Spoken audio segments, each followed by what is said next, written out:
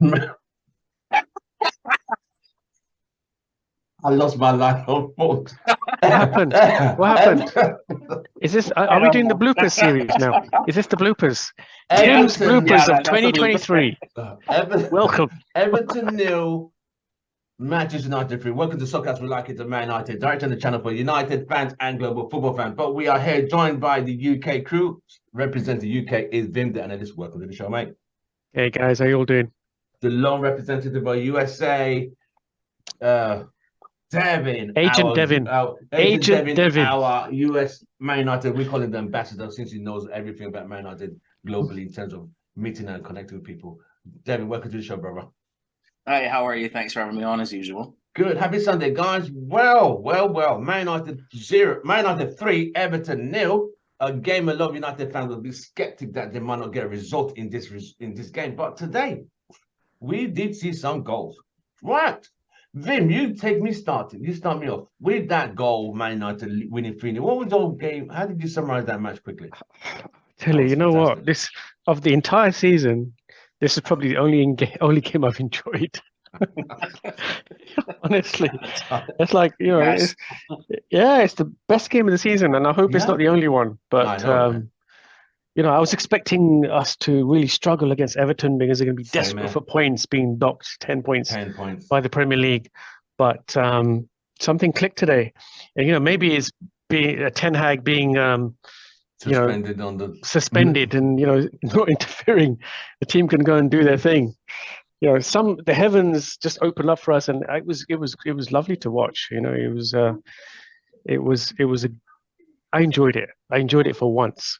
And that Garnacho goal, my God, man! They were showing the Rooney clips against Man City. When he did overhead kick. Yeah. But Garnacho's one was even better. Rooney's one came off his shins. It came off his shin, right? Whereas Garnacho made contact with his foot, and I think it was further out as well, more to the left. I think it was more to the left. What a beautiful goal, eh? Yeah, it was, and he did the Sue at the end. Yes, and he did what Ronaldo did when Ronaldo scored this goal against Portsmouth. Yeah, well, he loved Ronaldo, didn't he? He respected him so much. Yeah. Even Sienna enjoyed the goal. She was like, "Yeah, Man United," and she's only 3. It was fantastic.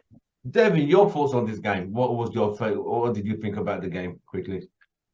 For me, it was when I came into this game, like Vim, I was worried that Everton was going to come out like guns blazing, want to be really upset. You saw the atmosphere with the cards and whatnot. And all I was thinking was, do not concede early. Because, Everton's known for scoring early, and we're known for having some sort of blooper. We don't start off well. And then on top of that, also after we score, we also get a little bit complacent. And these are all the things I was worried about. All of a sudden, come the 3rd minute, and Garnacho pulls that out of nowhere. And I just thought, oh, my God. Like, wow, I can't believe that happened. It's like, now keep this up. We get to second half. We get the penalty, thank God. I was actually really nervous about that as well, too, because I said Bruno's penalty taker. He needs to be the one to take it. This is not the time at this scoreline. Exactly. Thank God Rashford scored it. 3rd goal. Nice to see Martial score against his favorite team. Yeah. So you know what? 3 points. I'm happy. 3-0. We finally scored 3 in the league and kept exactly. That's when we've had all season. I think we've only won by 1 goal. Yeah, and the pretty much is that's why our goal differential is only 0 right now. And the funny thing, this was the first time the front 3 all scored. Garnacho, Rashford, and Martial at the same time, the same game. So that was actually very historical for United. But I'm going to look at that. When you saw that lineup with Shaw included, Kobbie, Mainoo, Vim, were you feeling like optimistic with Shaw starting and Mainoo starting? Yeah, because with Shaw, I know he's a bit hit and miss, but I was reading some reports that having him in the team gives us some dynamism. I can't even pronounce it. Devin, help me out there. Dynamism. Which one? Yeah, that's the word. So it just makes us more dynamic. Having Shaw in the team and Kobbie Mainoo, he just looks so comfortable. I mean, I look at him and he looks like a little kid. He looks like so I don't know how old he is. He's 18. But he's how old is he? 18. He looks around 14, but he plays with such maturity.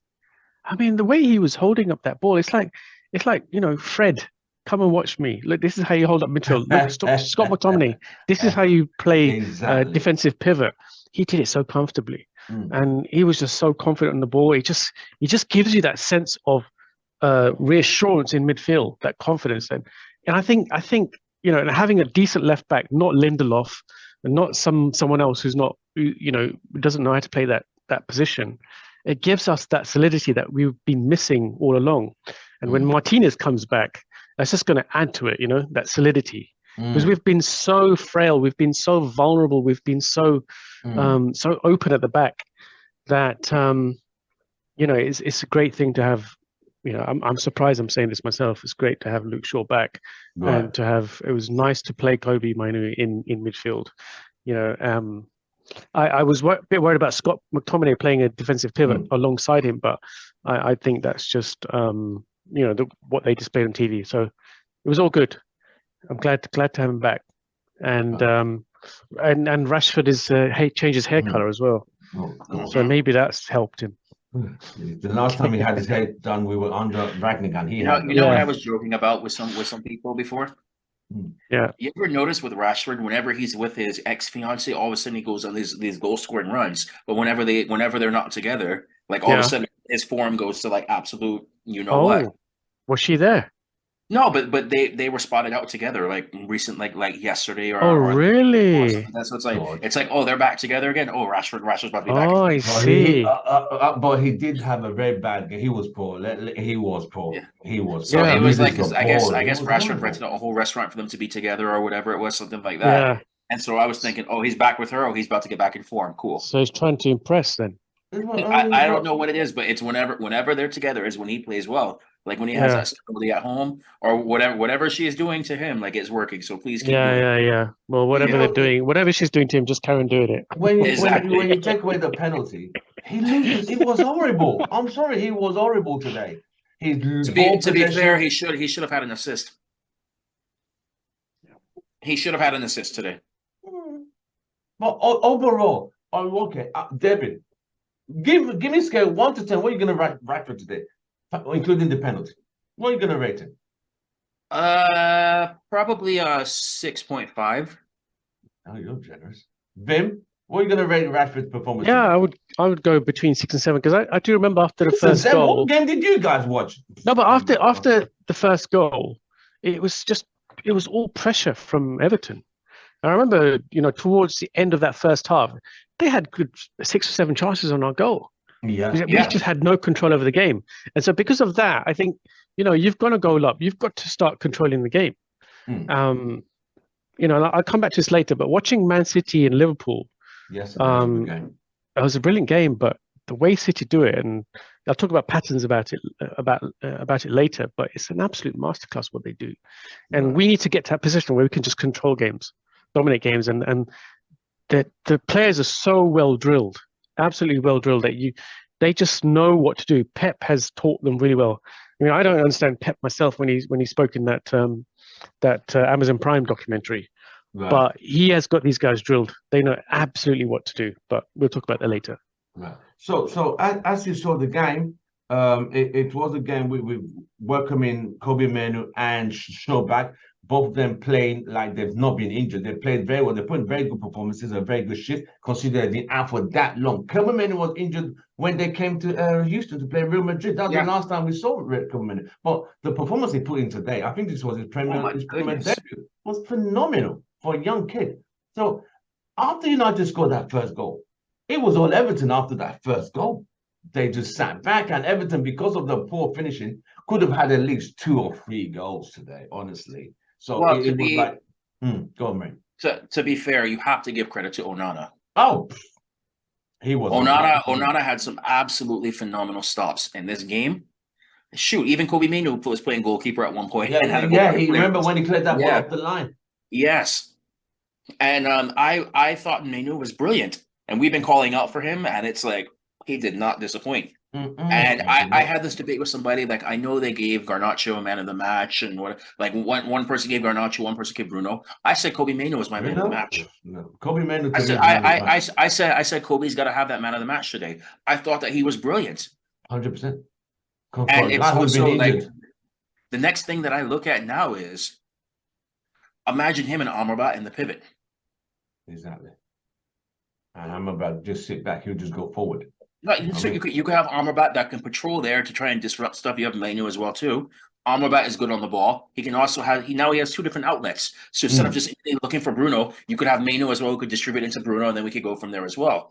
And now with that being said, you can now it's going to open up a lot more because now defenders have to pay more attention to Mainoo as well too, instead of just Amrabat and Bruno potentially. So now once you do that, it's going to allow them to operate more freely. Right, that's very true. So long as Mainoo can stay fit, that's probably one of my only concerns. Is he an injury-prone player? Doesn't come across as. I mean, he got that ankle tackle. My only thing is like my concern right now is his size. He's small. Like I think he needs a little bit more muscle on him, but not at the point where it starts making him move slower. But enough where he can handle the physicality of the Premier League. You make a very valid point, actually. I mean, he looks, probably they bulk him up a bit, but you don't want, like you say, you don't want that to slow him down and hinder his movements physically when he's trying to run that midfield. But overall today, I thought Shaw was good. I thought the contenders for man of the match was between Onana, Kobbie Mainoo, Garnacho, and Luke Shaw. Out of those four, there's contender for man of the match. I mean, there was one save that Onana made that was going to the top corner. I said, that's a David De Gea save. That was top. That was a top one. That was a really great save from Onana. You know, so out of those four players, Onana, Garnacho, Luke Shaw, Kobbie Mainoo, who are you giving your man of the match? Mainoo. You're giving Mainoo your man of the match?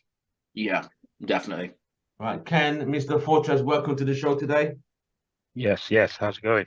We're all right, mate. We're just talking about who would you nominate for your man of the match? Kobbie Mainoo, Luke Shaw, Garnacho, or Onana? It's a tough one. It is tough.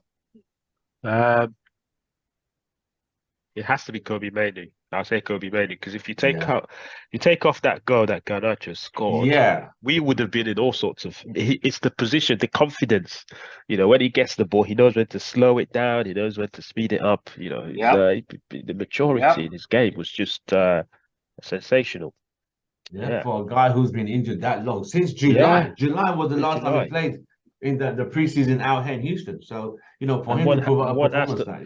One has to ask. Imagine if he was fit from the first game of the season, would we be where we are today? We don't know. Probably not. Probably in a better position and offering more. Vim, who's your man of the match out of those four candidates? For me, it's also Mainoo. I mean, he's a kid. He's quite young, and he's playing with men. He's playing against men. He's playing a man's game. So, Premier League is rough. It's tough, and he's going to get hurt. And that's his susceptibility. I think once he's fully grown and he develops into a man, I think he can be a fantastic midfielder for this club. He's born in Stockport. He's also eligible to represent Ghana, so you'd be happy to know, Tim. What? I'm from Ghana. Are you from Ghana? No. Tim. No, I think. Tim, we thought you said you were. No. Half. No, Ghanaian. someone. No. Is it, who's Ghanaian in the group? Is it half Nigerian, half Ghanaian? You told me. No. Is that somebody else? It's somebody else, mate. Oh, okay, fair enough. Yeah. So when he comes of age, he gave me a new nationality there. Right? Yeah. Tim the Ghanaian. No, but it was the confidence he showed. You would have thought, okay, young kid. This is actually Premiership debut, isn't it? It's debut in Premier League. Yes. No. He had a 10-minute cameo before. This was his first start. This is last game of the season. Right. Last game of the season. First start, and he did not disappoint. No, he did not. I was very impressed because it would take away the Garnacho goal because all the pundits, Sky Sports Garnacho goal, I get it. They show different angles. Is it better than Rooneys goal? As they should. Yeah. Yeah. Is it better than Gareth Bale's and Ronaldo's one? It's a lot of controversy but I thought overall performance, I thought Kobbie Mainoo was the man of the match. There's something that I just thought about though. He almost played with the freedom. He didn't play without. He played without restriction, without limitation. No, he didn't. And it seems like that people that play in this Ten Hag system, they almost have to play to his system. They almost have restrictions. So you see a lot of apprehension with the regular players, like, oh, do I go forward or I just keep possession? Because there's the difference this season and last season is that this season is all about keeping the ball. It's all about keeping possession and then finding a way to penetrate last third and score. Whereas a new player comes in back into the squad and he plays without any of this coaching and this style of play. He just comes in and does his own thing. And that's what I saw. It was an expression of himself, that he plays without any kind of overarching Ten Hag philosophy of style of play or whatever it is they're trying to implement. And he doesn't have that limitation that I've seen with other players. These other players, they have a lot of doubt. Do I keep the ball? Do I cut back? You see a lot more cutbacks now this season because Ten Hag wants everyone to keep the ball. Right. And I think it's a breath of fresh air watching him, because you want to see players play as themselves and be their creative selves. And that's what we saw today with him. That was one thing that Carlo Ancelotti spoke about as well, where he says a lot of these players now, the managers take away a lot of the creativity. And sometimes you have to learn how to implement that creativity into the system to get the best out of them. True. And so that's why it's interesting seeing what Vim said here, because it makes sense now. Like when you tie that in with Ancelotti's comments, and you can see the correlation why, yes, you have your system, but sometimes you have to let your creative players do their thing for a little bit. But once you figure out how to intertwine both, it's incredible. Because when you take that away from the player, you take away what their style is, what they're doing. And instead they're trying to play like robots instead of doing what is natural to them. I agree with you, Devin. I mean, if you saw that performance today, so I'm going to go Mr. Fortress. Tell us when you saw I'll give you a couple of minutes, about a minute. Just tell us your summary about the game today.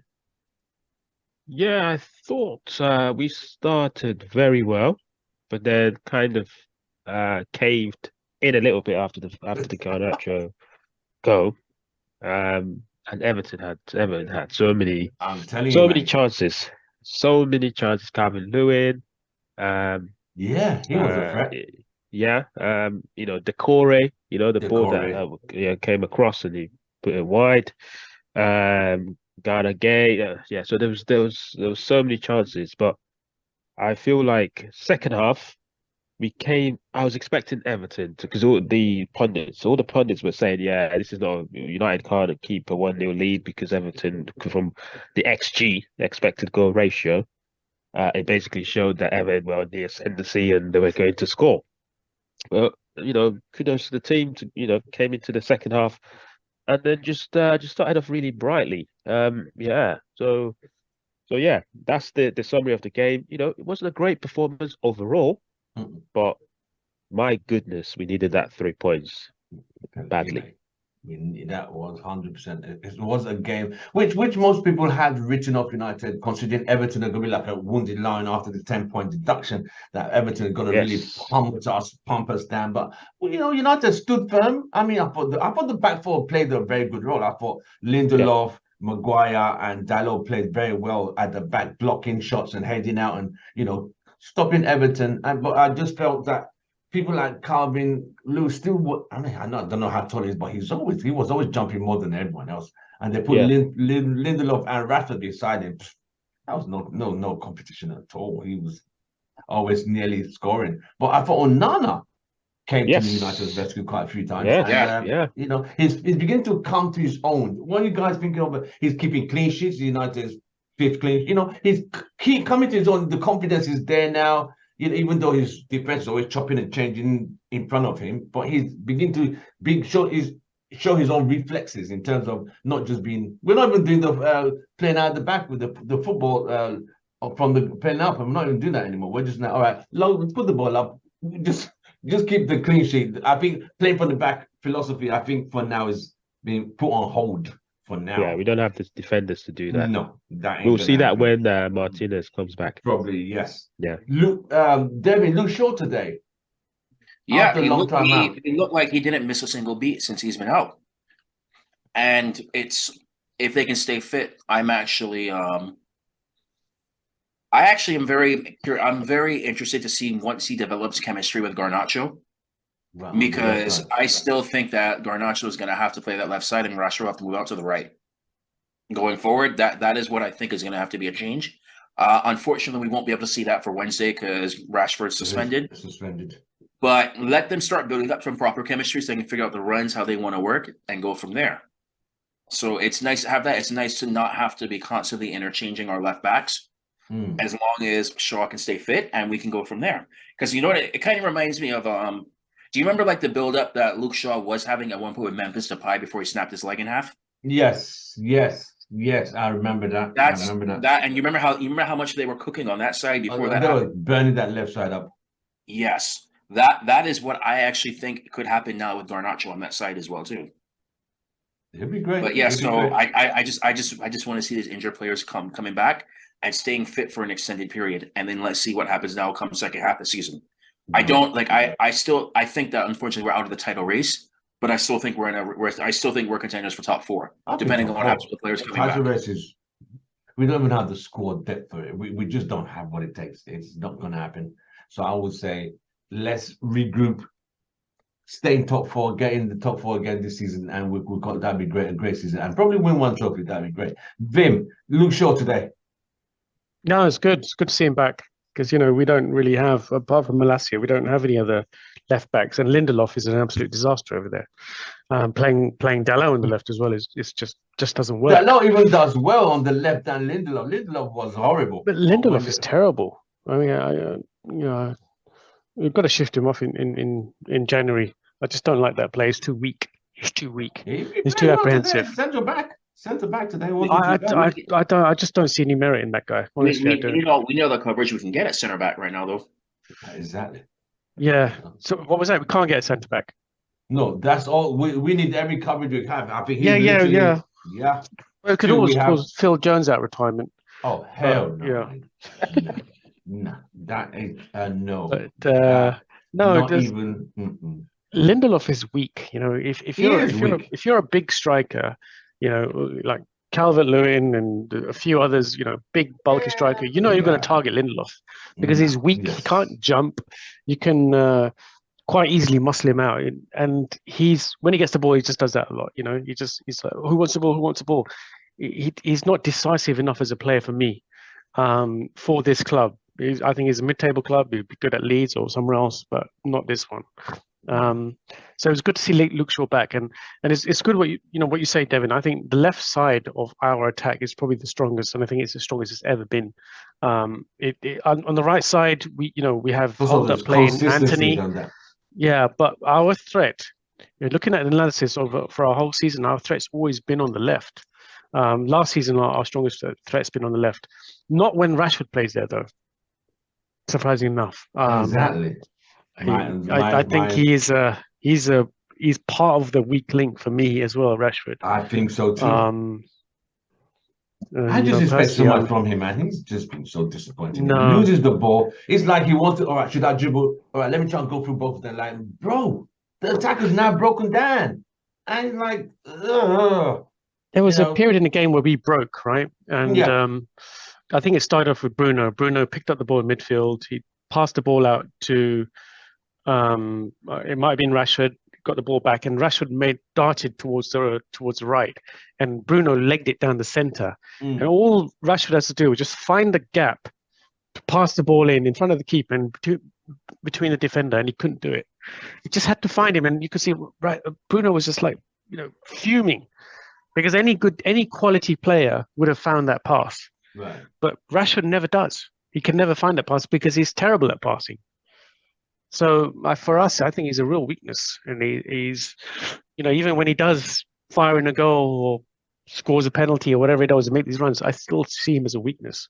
And Anthony, I think Anthony's more effective than him. Palestri's more effective. Garnacho's more effective. So, Rashford's really gone down the pecking order. Yeah. I want people to ask you guys, what did you guys think on Martial starting today as a centre forward? Let me start with Mr. Fortress. Martial. Yeah, so we didn't have any. I don't think we had an option really. He came in. That's why he came. Yeah, with Højlund. If Højlund was fit, I don't think he would have started. Having said that, he had a good game, especially in the second half. Yeah, good use of his feet to get that penalty. Yeah, quick feet. And also the goal was well taken. To be fair to Martial, like if he gets a 1-on-1, he's going to most times than not he will finish it. Right. That's the thing about him. But he just doesn't get himself in that position. As often as yeah. He just doesn't. He just drops too deep. True. Yeah. So yeah, I think he did well second half. Yeah. Is he the answer long term? No. I don't think so. Devin, Martial today. Your take on him? Ken said it best. What other option did we have? None. With that being said, Martial scored more against Everton than any other club. Yep. And I give him props because he won the penalty and he had a great finish for a goal himself too. Yeah. So it was justified today. Now, Martial, we all know Martial's biggest problem is his injury record. However, another thing, just a fun fact. You ever notice when Martial wears gloves, all of a sudden it's like he's a different player? Like he starts scoring. Yeah, it's his powers. Right? Doesn't he always wear gloves? No, not always, but no. But like when he puts them on, all of a sudden it's like a different version of him. But again, it's can he stay fit? Especially with the wages that he's on. And that's the next problem as well, too. But you know what? Fair play to him today. He did what he was supposed to do. Yeah, you could see when he scored how happy he felt. Because they worked that ball very well. And Vim at Martial today. Martial's got a deft touch. He's got great control of the ball. Yeah. And he knows it. That's what gives him self-confidence. That he knows he's great on the ball. He's got amazing touch and he's got great footwork. And I think if he had the athleticism of Rashford, he'll be played a lot more. And I think that's why Rashford gets played, because Rashford can run and he can run at full tilt, full pace. When he picks up the ball halfway, he can run. But that's pretty much it. And I think if Martial was able to adapt his game, yeah, like Forrest Gump, exactly like that. But he'll just run into the field somewhere and into the changing rooms. He'll run into Carrington with the ball. But if Martial had that, if he could add that to his game, my God, he would be a deadly striker. But you could see he was so chuffed. At the end of the game, he just couldn't stop smiling. I know, because right? He'd contributed, he'd got a goal, and he'd finally got some game time. He was so happy, and he's like he's done his year's work. He's achieved his accomplishment. Year's work. he's done. Yeah. So Ashley Young on that penalty. I mean, I don't know. Ashley Young thought like that's not a penalty. What is wrong with Ashley Young? Vin, Devin, what's your take on Ashley Young saying it wasn't a penalty? He literally stepped on the guy's foot. What is wrong with that, Grandpa? Anybody who's played knows they could be completely guilty of something, but they will still argue. They will still argue and lie that was not what it was. Every single player does it. In a way, though, I kind of miss the dark arts from Ashley Young at United, because how many players do we have at United who do that stuff as well? Right. Scott McTominay does it a little bit, but he's not as good as Ashley Young at it. Right. So you know what? I don't have a problem with it. I would have done the exact same thing. And anybody who plays or played and tells you they wouldn't have done it is lying. Because Martial was through. He had gone past. He was going right through him. So you know what? Yeah. I don't have any issue with it. Right. Ken, Ashley Young arguing that VAR penalty, saying he didn't do anything, like, oh, wow. Did you think he was just making it up, or you think it was so blatant? I thought it was so blatant. It was blatant, but he had to do that. I mean, any defender in the world would do that. Yes. I mean, you try to plead your innocence and hope that with VAR referee, VAR. Yep. VAR tried to fool. It's the natural instinct. It's like tries to fall off a table. You naturally reach out. You just try to put your hand down. And that's what he tried to do.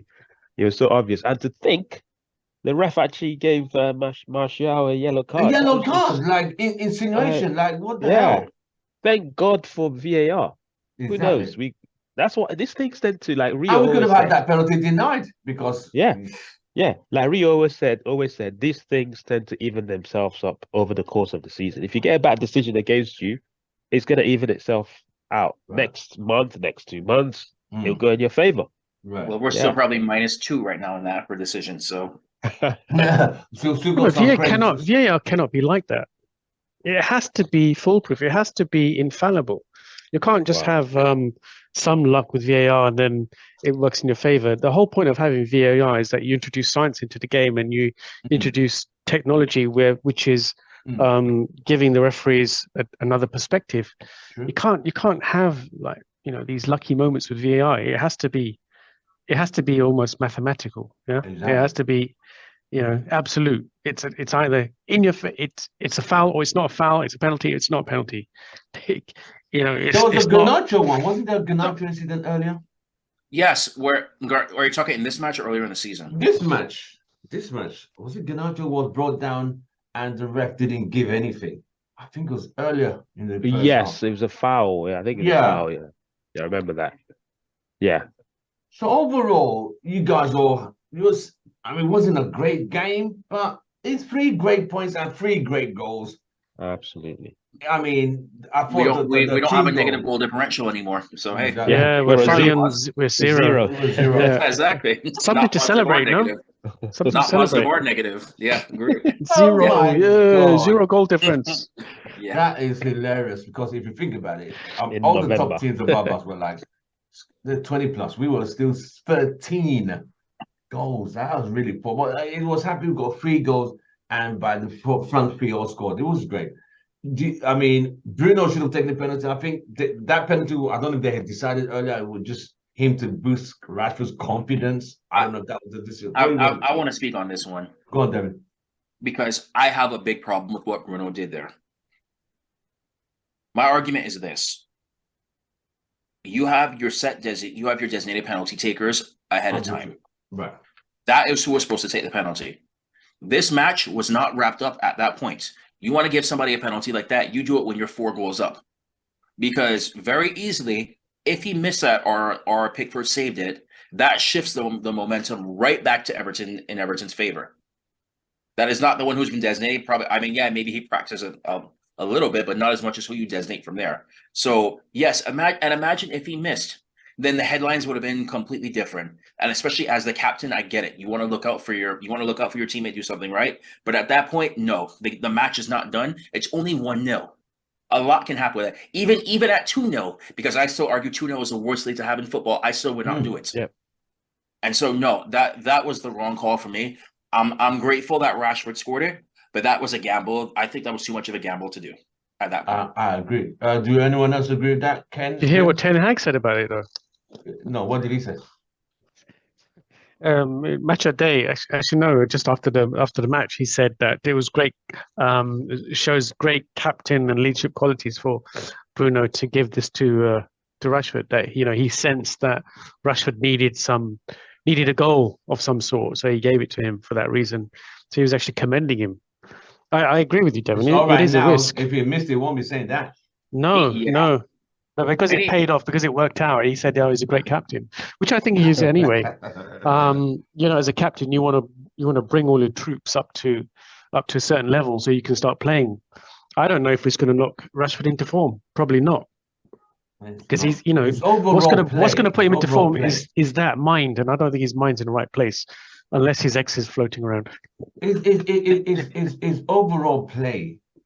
The passing, the able to go past the place, like he's forgotten how to dribble altogether.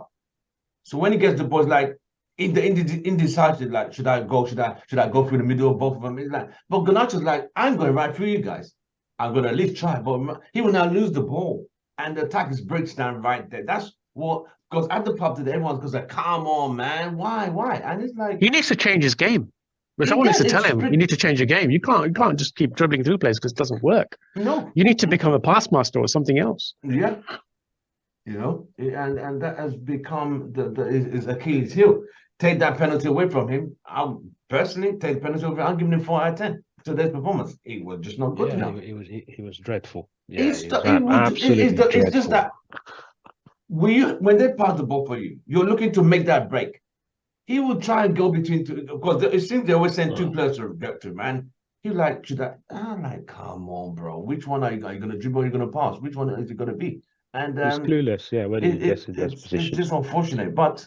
He was able to make it. I've got to ask you something quickly. While we're in Rashford, right? Imagine you're his teammate and, you're his strike partner or you're part of that attacking front five or whatever. Right. When he gets the ball, do you have the confidence that you're going to get it back? No. Or you're going to get a good incisive cut-through pass or incisive pass from him?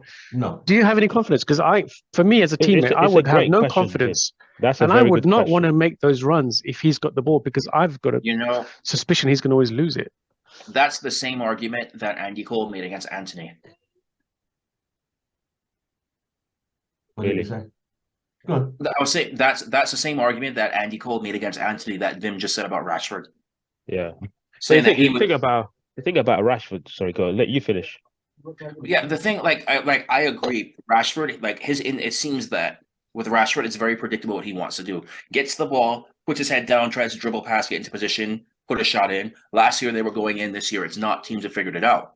Once Rashford figures out how to pick his head up a little bit more and pass and start bringing that to his game as well, it's not going to be as predictable on him, and maybe that'll actually work a little bit more with him. So he needs to start getting more passing into his game.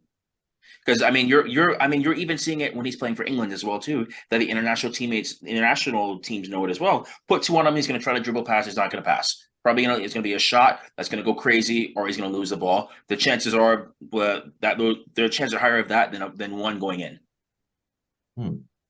I agree. We welcome the Soul Man, Houston Red Army. Joe, welcome to the show. We wanted to. I personally wanted to say that the great, fantastic goal, but the guy who created the goal was Dalot, the guy you've always said is rubbish. That cross was absolutely phenomenal for Garnacho to convert it. So I just want to just let you just know that. That's all. You can now continue. Can I Oh, speak? please. Oh, yeah. The floor is yours, brother. Nothing anti-Dello, okay? I think Tim set the benchmark today. Oh, so nothing anti. So because he gave us one good cross. That gave us one of the greatest goals of the season. It ain't just one good cross. It's the execution of the cross and the execution of the ball.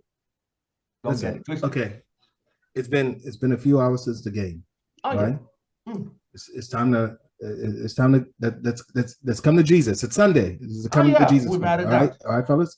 All right, come to Jesus moment. All right. So right after that first goal, right? I want you guys to understand, like the first half was a typical United half. Horrible. Moment of brilliance, and then after that, at least 20-25 minutes of complete and absolute capitulation. I am not upset that we lost the game. I am happy. I am excited. Right? Clean sheet. Onana earned that. Yeah. All right. Great goal. Right. But if Mainoo wasn't there, there was a lot of opportunities that Everton would have had, because there were times when Mainoo played the ball off the line. Yes. So I'll give Dalot for the cross, but I'm still not seeing enough for him and Rashford on the right side. I'm just not seeing enough. If he is our right back, that is supposed to be more forward thinking and more skillful going forward, and he has the likes of Marcus Rashford there in front of him, I don't feel like they are producing enough on that right side for us to be successful moving forward, right? The first half was moment of brilliance. Yeah. If we didn't, this is the first, guys, this is the first game we've had. This is the first Premier League game we've won by more than a goal. Yeah. This is the first one. You know, great win. good, solid win. We were all shook because we thought Everton was gonna, but there were times. There were times. Listen, if this was like the Spider-Verse, right? There were plenty of times where this could have easily gone wrong. I think about 100%, especially the first half, yeah. The goal line clearance by Mainoo. Yeah. That was like it was deflected off of Maguire. So like in a different reality, that was another Maguire own goal. And it would have been just, oh no, Maguire did Maguire. Like there was it was good that Faith was on our side, but I am also going to look at the bigger picture. And yes, I appreciate Dalot and everything, but let's change it too. Me and Bems were just like, that's why I quickly sent it to the Joe. That one's for you. That was just trying to be winding you up. The thing is, we can never lose our vulnerabilities until we make some wholesale changes. I think we're always vulnerable. Even when we win a game 2-3-0, we're still vulnerable towards the end. That's something that's just going to stay with us for a little while, I think. Wait a minute. Is that vulnerability, or what was it? What did Ten Hag say to this team that said, after you score a goal, we're just going to keep passing the ball to Onana for 25 minutes? We couldn't handle the pressure. Yeah, we couldn't. So like Onana had to just straight up kick the ball out for like 10 times. Like, what is going on there? They run out of options. Their position on the field is so bad. Yeah. If you watch City, did you watch City and Liverpool? Yes, I did. Our positioning is so bad that we don't make ourselves available for our teammates. And once you get the ball, you're isolated. So sometimes the only person you've got to pass to is Onana. Whereas City, you've got 2 or 3 options always there. People make themselves available. They just do not want to give away possession. Our team is a complete opposite. Would it take time to get to that kind of style of football? No, I think this is Bruno. Like, I don't know. Okay, in that it's Bruno, man. In this instant, because it's a good thing that you mentioned. It's not Bruno. It's a system of play. You've got to look at the system of play. Our system of play, whatever Ten Hag's trying to implement, it's not. They haven't been able to learn it yet. They ain't grasping. They're not drilled enough to do it. Pep's had time, and he's gone through a number of players to teach his system and to drill this method into them, that they're so fluid. They change systems so quickly in the game, and they do it simultaneously. They're all on the same page. They know how to change systems quickly. Yeah. If you watch the City Liverpool game, Liverpool are quite a tough team to play against. Yeah, but City dominated them, and I saw them playing 4-4-2, 3-2-1. They played, when they were attacking, they had 6 on the front line next to defenders. And I've noticed that City always do this. When they're in total dominance of a game, they play in the formation 1-3-6. So you've got one single defender, probably Diaz, who's going to be that safety net. Then you've got 3 in midfield, which is going to be a centre back, full back, and then you've got 6 attacking that box, and the defenders become so overwhelmed that literally the person who's going to pick up that ball, one of the 3, has got 6 targets to aim for. It's so difficult to defend against, and this is why City score so much and why they create so many chances. Not only have you got Haaland, who's an absolute beast, but you've got 5 other players attacking that goal. And it happens again and again. If you watch the patterns of play, it's absolutely amazing the way they do it. And as soon as they can see the ball, they fall back into another formation where you've got 2 centre-backs running back, 2 full-backs covering, and midfield coming across to stop any passage of play. I mean, they're so well drilled. You just have. That's why they're the treble champions. Is an absolute master in coaching. We are miles apart from that. Right. Would you guys say, did we just see the greatest goal in Premiership history? No. Devin? No. The goal of the season. Yeah, goal of the season, not best ever. Not best Come ever. on, Tim. What are we? Well, it's a question. Don't shoot. No, I think you're only saying that because Dalot made the cross. Like, for example. No. It's like that was a beautiful. Was that across the season? Do you reckon, Tim? It was a great goal. It's probably goal of the season. But I'm gonna say it this way right now. It's not better than Bergkamp's goal. Bergkamp's the one against Newcastle. The one where he did the spin off and then side spin and finish. It was not better than that, and it's also not better than Rooneys, especially when you think about like. Well, that one is being debated. The Rooney one came off his shins. So people want to debate that. And so, but you do that in a Manchester derby, especially right after you come off when you're dealing with a controversy, because remember this was also right at the same time when United fans still not forgiven him because he was about to go to Man City. Yeah. Don't forget. Okay, so are we? Sorry, guys. Are we looking at the circumstances around the goal, or are we looking at the goal? Just the goal. The actual goal. Okay, so all right. Well, I can put it this way. He scored that in a Manchester derby. He scored that in a Manchester derby. You're still looking at the circumstances. A match in a Manchester derby. Okay. But then, like I said, I still have Bergkamp's and Rooney's over Garnacho. Wow.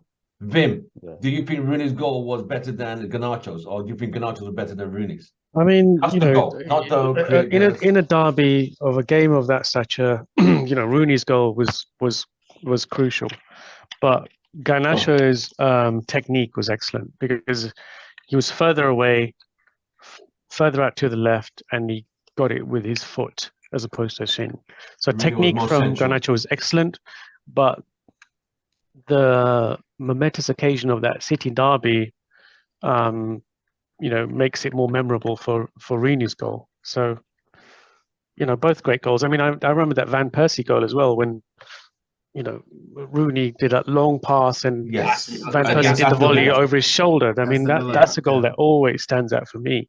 Right. So, yeah, sometimes it's the occasion as well. Right. Then the occasion. So we're looking at it, like you did say, the execution. Take out the atmosphere, take out the game, take out the opponent. It's the execution. Garnacho's one you said was further out. Rooney's was more to the middle, more central. Because I remember Nani crossing that ball from the right, and it took a deflection that helped him.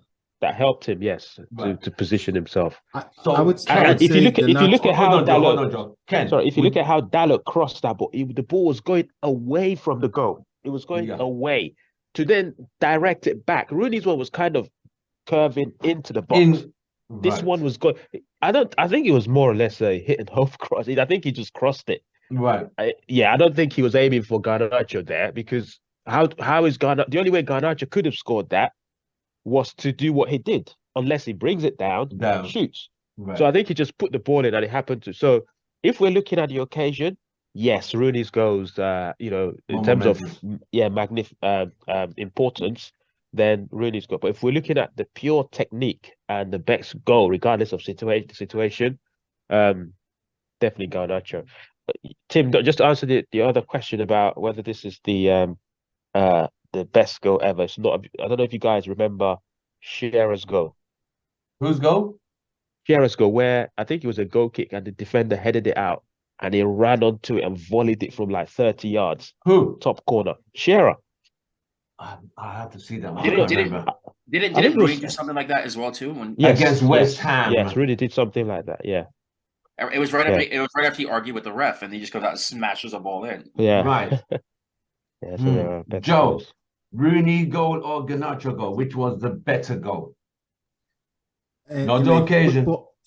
In a footballing sense, Garnacho's goal was much better.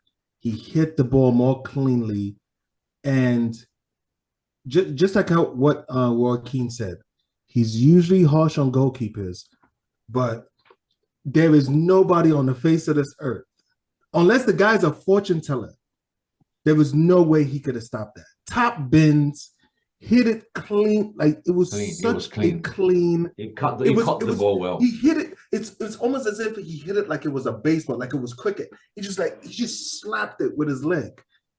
Perfect top bins. I felt like it needed more technical ability. And I'm gonna give Garnacho's goal, but the occasion, right? Rooney's. Definitely, easily. Right. Well, I mean, that's I would definitely go the same way. I thought the occasion was Rooney's one because the Manchester derby, it won't be forgotten. But the execution of this against Rooney's, the execution was just like pow. It's kind of like Mbappe's hat trick in the World Cup final is the greatest hat trick I think he will score unless like it's in a Champions League final where he actually wins. That hat trick is the greatest hat trick that he could have possibly have scored in his entire career. It's kind of like that with the occasion and everything. You know? Yeah, you're very right. Well, I don't know what to say. Right, next game is Galatasaray on Wednesday. Devin, any hope? That's our last question. Actually, I think Ten Hag goes for it. The only I would like to see the midfield pivot being Amrabat and Mainoo. Pellistri is going to have to start on the right because Rashford's out. You put Garnacho on the left. And I really hope to God that Højlund is ready for it. Because for some reason, Højlund is a beast in Champions League. He's a leading scorer in Champions League. And so I hope he's ready. If not, then we'll see if Martial can keep up his form. But yeah, I want to go for it hard. Yeah, and then for anyone, Rashford is out because of the red card he got in the last match. So I just I think if we play that we actually have a chance, but we got to go in there. We got to play fearless. We cannot fall into the intimidation that's going to be at Galatasaray. We got to go for it. And I would kind of prioritize this one over the Newcastle match because we're only a third way into the Premier League season, and we have a chance in Champions League to get out because realistically, Bayern Munich is going to win the group this week, and so when they come to Old Trafford, they're going to rotate. But we have to get a result at Galatasaray to have any chance. Wow, that is a big statement there from Devin. Vim, Man United, Galatasaray, your take finally? I concur with that lineup. Actually, I want to see Pellistri on the right hand side. I want to see Garnacho on the left, and Mainoo and Amrabat midfield. That'd be great.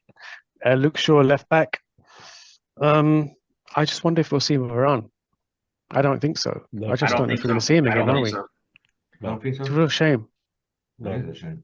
Wait a minute. I don't know if you guys already spoke about this. What information have we gotten that says like this relationship between both of them was so irreconcilable that he would not play the Champions League game?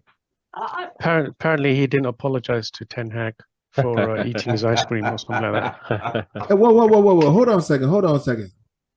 Oh, what are we in 2023 talking about? Like if a player does something, Vim is just winding you up, Joe. Vim is winding you up. Joe fell for it.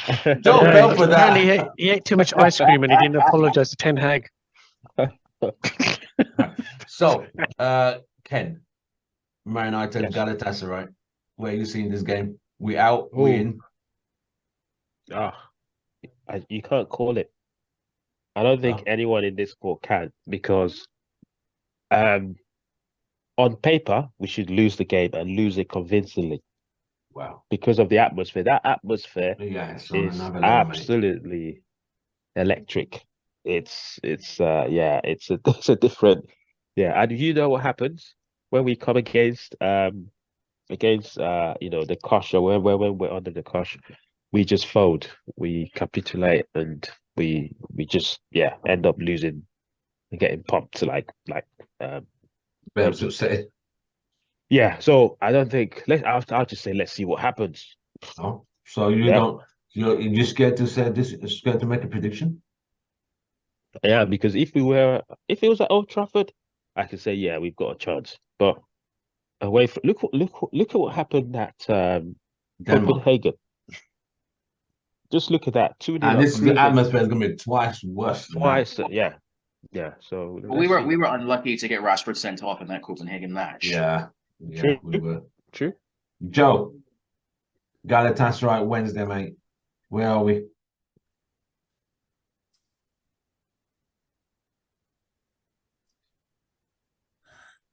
I want to be as positive as possible. I want to, and so this is me getting into my tunnel vision.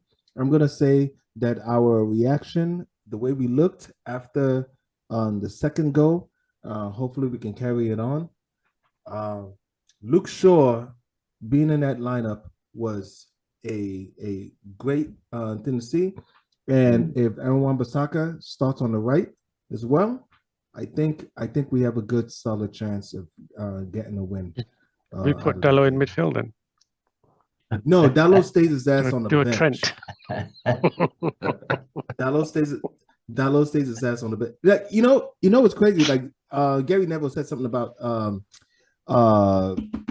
Trent Alexander-Arnold being potentially one of the best right backs in Premier League history. He says Bro, so, yeah. no, listen, if you watch that game, man, yo, Arnold was getting rinsed the whole time. Yeah, man. he was. He was. There was an opportunity. City fell asleep. They didn't pick him up, and he made him pay. That right foot.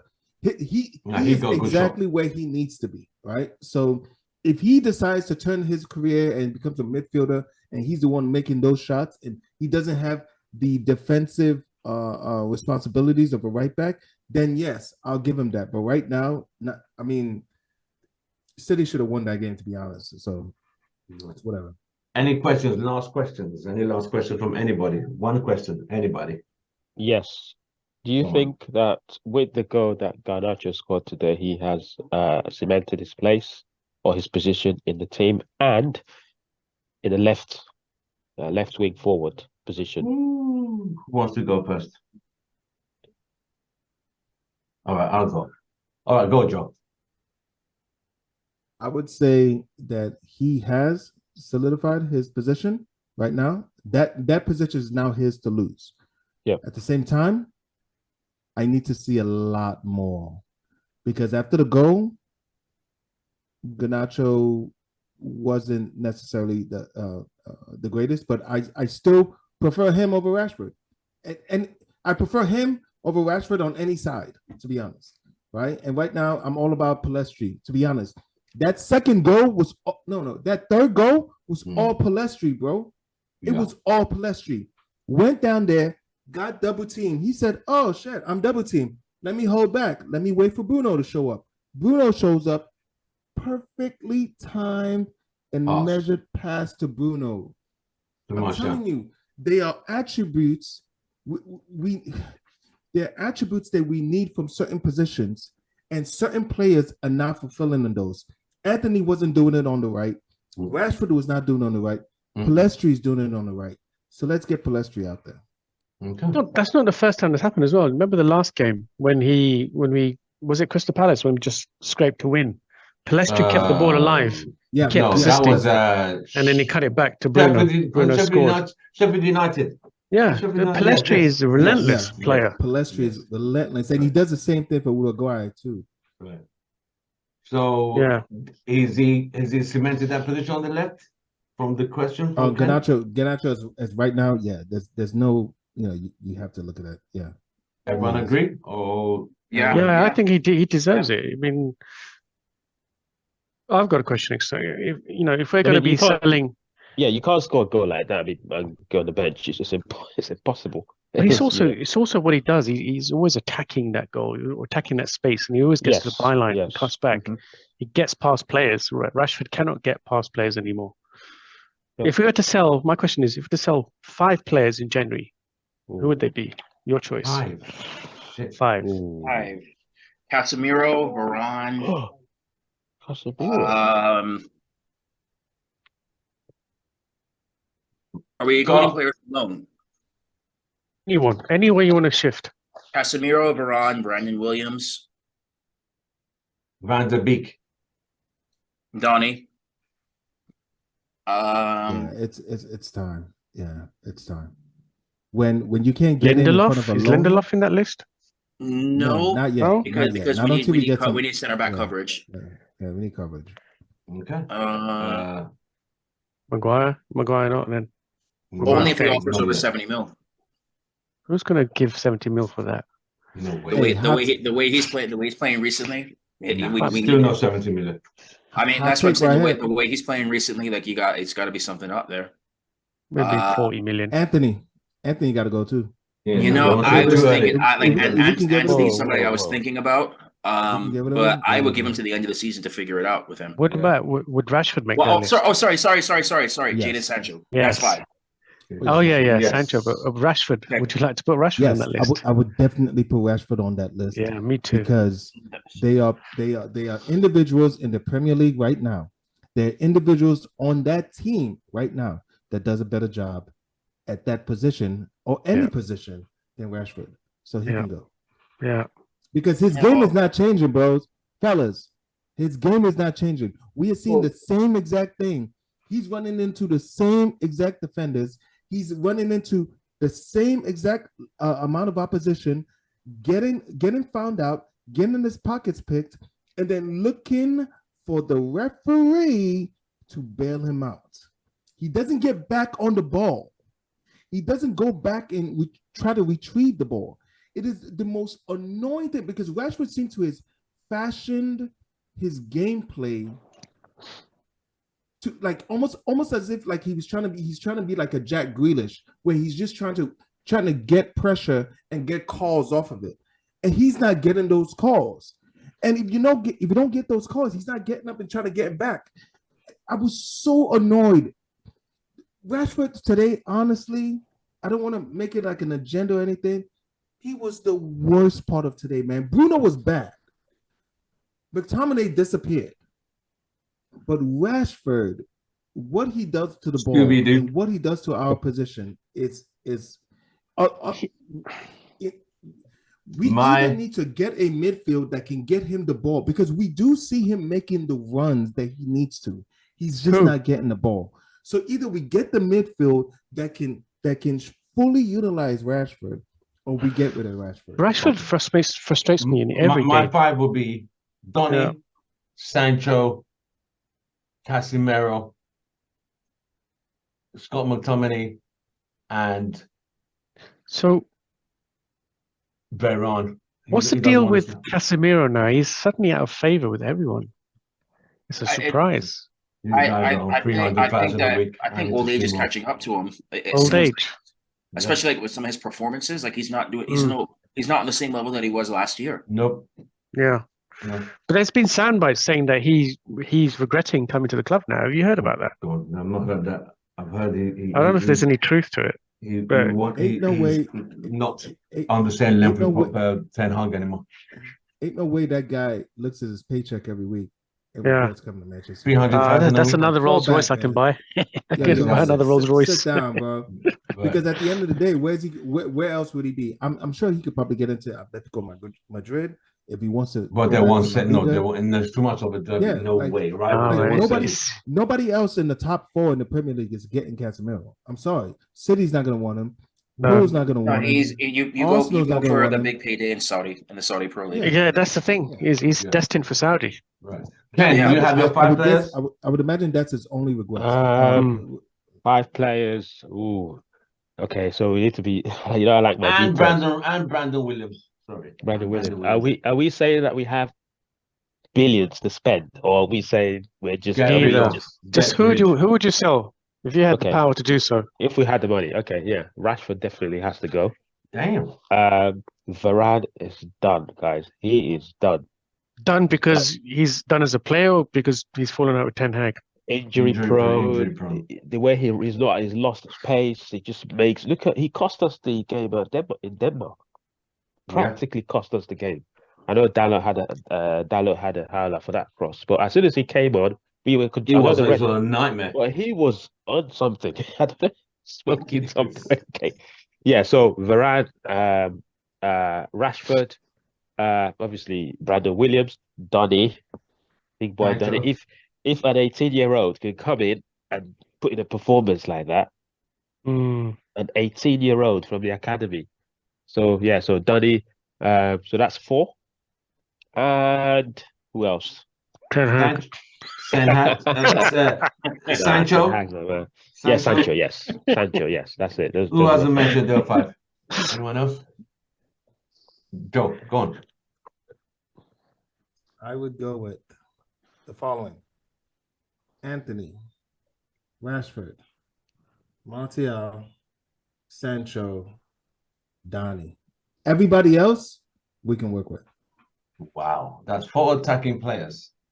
And so what happens if Højlund's injured? What would you do then? That's my. We're assuming we're gonna replace these guys, right? And I'm picking players that for the wages that they are currently at, we can have players with half those wages just doing the same exact thing. Right. So we my can then question use those funds for better players in other in other aspects. My question for everybody who's saying Rashford right now, who is going to cover the salary that he's on right now? Saudi. Yeah. Only Saudi. No one's paying that kind of wages. Not today. No way. Yeah, Is he? So is he in the peak of his career? I'm gonna make that move. No, but Saudis will pay anything. They paid how much for is he at his Ruben peak Neves? though? I think he's past his peak. He's reached that Rashford peak is what, 26 a couple now? of seasons ago. He's now on a decline. Right now, He's on a decline. Yeah, age-wise, he should be on peak, but he's on a decline, performance-wise. So it's you got to figure that out. You got to figure, okay, how much do you think that we could get over 50 million for him? Yeah. On current form? Yes. I think for his age and his potential, if someone can coach get about 65. Yeah, and if he gets back with his ex, then another 20 million on that. That's just cold.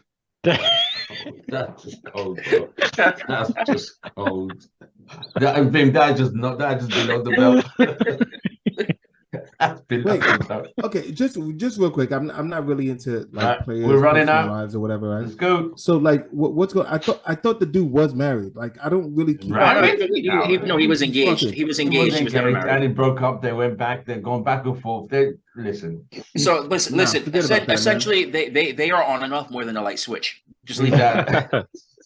So the joke is they're on and off like his career. Yeah. So the joke is, Devin was saying earlier, that when she's hanging around with him or she's there, he plays a lot better.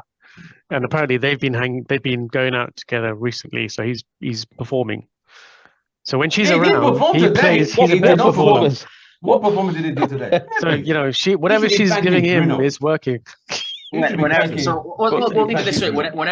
she's around, he's on the score sheet. Yeah, we'll put it that way. Listen, he should be thanking Bruno. He's scoring, isn't it? He's scoring home in a way. Exactly. I don't know if this girl is some kind of if she's like a very wholesome girl, whatever.